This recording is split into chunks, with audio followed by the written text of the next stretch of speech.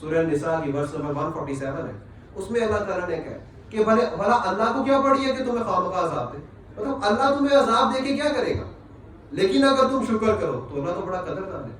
تو ہم لوگوں کے مائنڈ میں یا پھر ایک جو آج کل جو ایک امیج بنی ہوئی ہے کہ یار نعوذ باللہ اللہ تعالیٰ کی سیڈسٹک اپروچ ہے کہ اللہ تعالیٰ عذاب دے کے خوش ہوتے ہیں. ایسا نہیں ہے. اللہ نے کہا اللہ کیا کرے گا تمہیں عذاب دے کے, اللہ کو کیا پڑی ہے تمہیں عذاب دے, تم خود عذاب مول لے رہے ہو. اللہ تو تمہیں بار بار راستہ بتا رہا ہے, بار بار تمہیں جھنجھوڑ رہا ہے, بار بار تمہیں گائیڈ کر رہے ہیں. جس طرح اس ایگزامپل کے اندر گھوڑوں سے مماثلت دے کے انسان کو شرمندہ کر رہے ہیں کہ یار گھوڑے تمہاری بات مان رہے, تم اللہ کی بات نہیں مانتے. اور اس میں سب سے بڑا مسئلہ یہ ہے کہ یہ سب کچھ ہم خود چوز کر کے آئے ہیں. یہ والی بات میں نے جب تک قرآن نہیں پڑھا تھا مجھے نہیں پتا تھا یہ بات. میں خود سوچتا تھا کہ اللہ تعالیٰ نے کیوں ہمیں اس میں دھکیل دیا, کیوں ہم اس ایگزام کے اندر آ گئے. یہ سارا کچھ ہم لوگ خود چوز کر کے آئے. سورہ احزاب ورس نمبر 72 اس میں اللہ تعالیٰ نے بتایا ہے کہ ہم نے امانت کو پیش کیا پہاڑوں کے اوپر, زمینوں کے اوپر, آسمانوں کے اوپر. اللہ تعالیٰ نے اتنی بڑی جو مائٹی مخلوقات ہیں ان کا نام لیا. اس کے بعد اللہ تعالیٰ نے کہا ہم نے اس امانت کو ان کے اوپر پیش کیا اور ان سب نے اس کو ماننے سے انکار کر دیا. جو ساری مخلوقات تھی بڑی بڑی, انہوں نے اس امانت کے بوجھ کو اٹھانے سے انکار کر دیا اور وہ ڈر گئے. اللہ تعالیٰ نے مینشن کیا یہ بات, وہ ڈر گئے, انہیں پتا تھا یہ کام بڑا مشکل ہے. لیکن آگے اللہ تعالیٰ نے کہا کہ انسان نے اس کو اٹھا لیا, انسان نے بھاگ کے جا کے اس کو ایکسیپٹ کر لیا کہ ہم آئیں گے, ہم جنت حاصل کرنا چاہتے ہیں. ہم سب لوگوں نے یہ کیا ہے. یہاں پہ آگے ہمیں بھول گیا ظاہر ہے کہ پارٹ آف ایگزام. اسی کے لیے تو ریمائنڈ کرنے کے لیے پروفٹس آتے ہیں, یہ بات یاد دلانے کے لیے کہ تم لوگ پہلے ایک جو ہے پرومس کر کے آ چکے ہو اللہ تعالیٰ سے. اور اس کی جو سیکنڈ ایپیسوڈ تھی وہ یہ تھی کہ جب عہد رست ہوا, جب اللہ تعالیٰ نے ساری روحوں کو زمین پہ بھیجنے سے پہلے یہ پوچھا کہ بتاؤ تمہارا رب کون ہے, بلکہ یہ ورڈنگ تھی. اللہ تعالیٰ نے کہا کیا میں تمہارا رب نہیں ہوں؟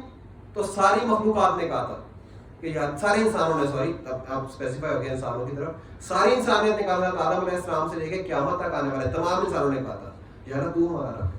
تو اللہ نے کہا ہم نے یہ گواہی ان کے اوپر اس لیے لی تھی تاکہ قیامت والے دن کوئی آگے موقع نہ جائے. قیامت والے دن سب کو سب کچھ یاد آ جائے. دنیا میں اگر کوئی بندہ کہتا ہے یار یہ سارا کچھ تو پاسٹ کی باتیں مجھے تو نہیں پتا, میرا کیا قصور ہے, تو یہی باتیں بتانے پروفٹس آتے تھے اور پروفٹس اپنی سچائی ثابت کرتے تھے. آگے آج کے دور میں کیا قرآن اپنے آپ کو ثابت نہیں کرتا ورڈ آف گاڈ؟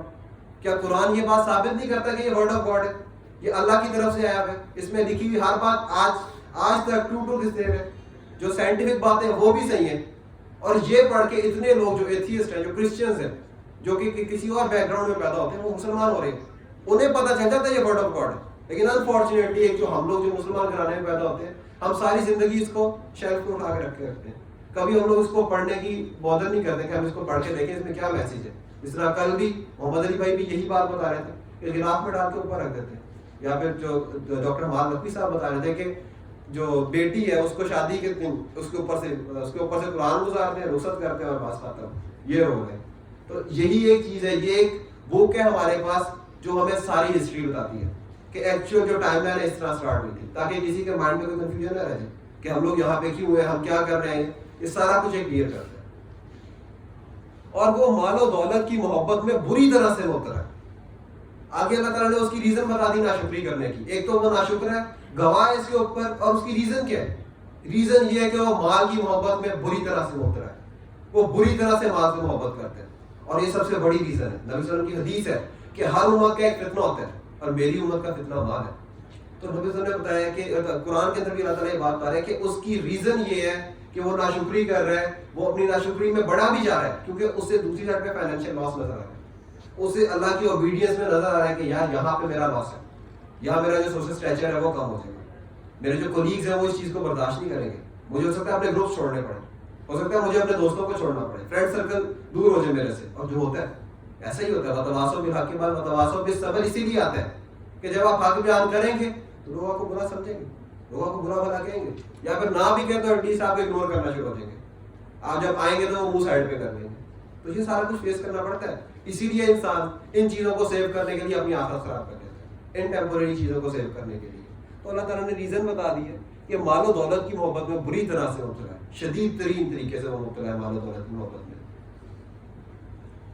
تو کیا وہ اس وقت کو نہیں جانتا کہ جب جو کچھ قبروں میں مدفون ہے اسے نکال لیا جائے گا؟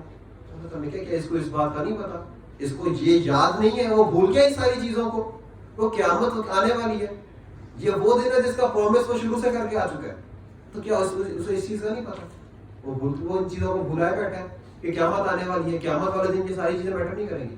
قیامت والے دن ایون یہ ہے کہ ایک جو بندہ ہے جس کے لیے جہنم کا فیصلہ ہوگا, سورہ مارج کی آیات ہے یہ, ورس نمبر 7 سے 14 تک اللہ تعالیٰ نے بتایا کہ سورہ کہ ایک ایسا بندہ جس کے لیے جہنم کا فیصلہ ہوگا قیامت والے دن, تو وہ کہہ رہا ہوگا یا اللہ مجھے چھوڑ دے, میرے بیوی بچے میرے سارے رشتے دار اور دنیا میں موجود سارے انسانوں کو جہنم میں ڈال دے, بس مجھے معاف کر دے, مجھے چھوڑ دے. تو ان لوگوں کے لیے, جن لوگوں کے لیے اس نے اپنی آخرت پہلے خراب کی, اپنے دوستوں کے لیے, اپنے بیوی بچوں کے لیے, اپنے آس پاس کے لوگوں کے لیے, ان لوگوں کے لیے اس نے آخرت خراب کی. لیکن جب ریئلٹی کا اس کے اندازہ ہوگا نا, جب اسے ایکچوئل پتا چلے گا کہ ایکچوئل گیم تو کچھ اور تھی, ایکچوئل جو پرپس تھا وہ تو کچھ اور تھا, جب اس کو یہ چیزیں ریئلائز ہوں گی تو اس کے بعد وہ جا کے کہہ رہا ہوگا کہ یار یہ تو میں کیا کرتا رہا ہوں. اور وہ جب پچھلی آیات میں کل کے لیکچر میں یہ بات ہوئی تھی کہ وہ کہتا کاش مجھے واپس جانے دیا جائے, لیکن تب تو کوئی وہ نہیں ہوگا, تب کوئی آپشن نہیں ہوگا واپس جانے کا. اللہ تعالیٰ نے بتایا کہ وہ بھول گیا اس بات کو کہ جو کچھ قبروں میں مدفون ہے وہ ایک دن اس کو نکال دیا جائے گا, اور سینوں میں جو کچھ مخفی ہے اسے برآمد کر کے اس کی جانچ پڑتال کی جائے. صرف یہ نہیں کہ جو بندے نے اعمال کیے اس کی نیت کو بھی دیکھا جائے گا. سینوں کے اندر جو اس نے راز چھپائے ہوں گے, جو اس نے دکھاوے کے لیے کام کیے ہوں گے, اللہ کی رضا کے لیے نہیں کیے ہوں گے, ان کو بھی نکال دیا جائے گا. ان کی بھی جانچ پڑتال کی جائے گی کہ یہ کام تو تو نے اللہ کی رضا کے لیے کیا ہی نہیں, یہ کام تو دکھاوے کے لیے کرتا رہا. یہی وہی بات نا کہ مال کی محبت میں اپنے سوسائٹی کو ایک امپریس کرنے کے لیے وہ کام کرتا رہا. اگر دین کا کوئی کر بھی رہا تھا, اللہ کے لیے نہیں کیا. تو اللہ تعالیٰ نے کہا کہ اللہ تعالیٰ جو سینوں میں مخفی چیزیں ہیں نا ان کو بھی نکال دے گا. یقیناً ان کا رب اس روز ان سے خوب باخبر ہوگا. اللہ تعالیٰ بتا رہے ہیں کہ اللہ تعالیٰ یقیناً ہر چیزوں سے اللہ تعالیٰ کو خبر ہوگی ہر چیزوں کی. ایسا نہیں ہوگا کہ کوئی بندہ یہ سمجھنا شروع کر دے کہ میں جو کام کر رہا ہوں اللہ تعالیٰ کو تو پتہ نہیں چلے گا اس چیز کا. میں اگر کوئی کمرے میں بند ہو کے کام کرتا ہوں, کنڈی لگا کے کام کرتا ہوں, تو وہ کیونکہ میں دنیا کو نظر نہیں آ رہا تو اللہ تعالیٰ کو پتہ نہیں چلے گا. ایسا نہیں, اللہ تعالیٰ کو ہر چیز کا پتہ ہے. اور اس سے ریلیٹڈ ایک آیت ہے سورہ کہف کے اندر, اللہ تعالیٰ نے کہا ہے کہ لوگ جن لوگوں کے سامنے ان کا نامہ اعمال آئے گا نا تو وہ کہیں گے یار یہ کیسی کتاب ہے, اس نے تو کوئی چھوٹی بڑی بات چھوڑی نہیں, اس نے تو اچھی بچی میری زندگی کی نکال کے رکھ دی ہے. جن چیزوں کو میں بہت چھوٹا سمجھتا رہا, جن گناہوں کو, وہ بھی اس کتاب کے اندر موجود ہے. تو وہ کہہ رہے ہیں ہائے شامت ہماری, ہائے افسوس کہ یہ کیسی کتاب ہے, اس نے ہماری ساری باتیں نکال کے رکھ دی ہیں. تو بس میں کنکلوڈ کروں گا اپنے لیکچر کو اس حدیث کے اوپر کہ نبی صلی اللہ علیہ وسلم نے کہا تھا, ابو داؤد کی حدیث ہے کہ ایک جب اسلام شروع ہوا تھا تو اجنبی تھا, ایک وقت آئے گا جب دوبارہ اجنبی ہو جائے گا. تو اس دور میں جو اسلام کے ساتھ اجنبی ہو جاتا ہے ان اجنبیوں کو میرا سلام. تو ہمیں یہ چاہیے کہ ہم نبی صلی اللہ علیہ وسلم کی سلامتی, نبی صلی اللہ علیہ وسلم نے جو سلام بھیجا ہے اس کو گین کرنے کی کوشش کریں, کیونکہ اجنبی تو ہونا پڑے گا. جو پچھلی والی جو ساری سرکل تھا, پچھلی والی جو ساری انجوائمنٹ تھی, اس کو تو کسی نہ کسی لیول پہ چھوڑنا پڑے گا. بس کنکلوڈ کرتے ہیں یہاں پہ. جزاک اللہ.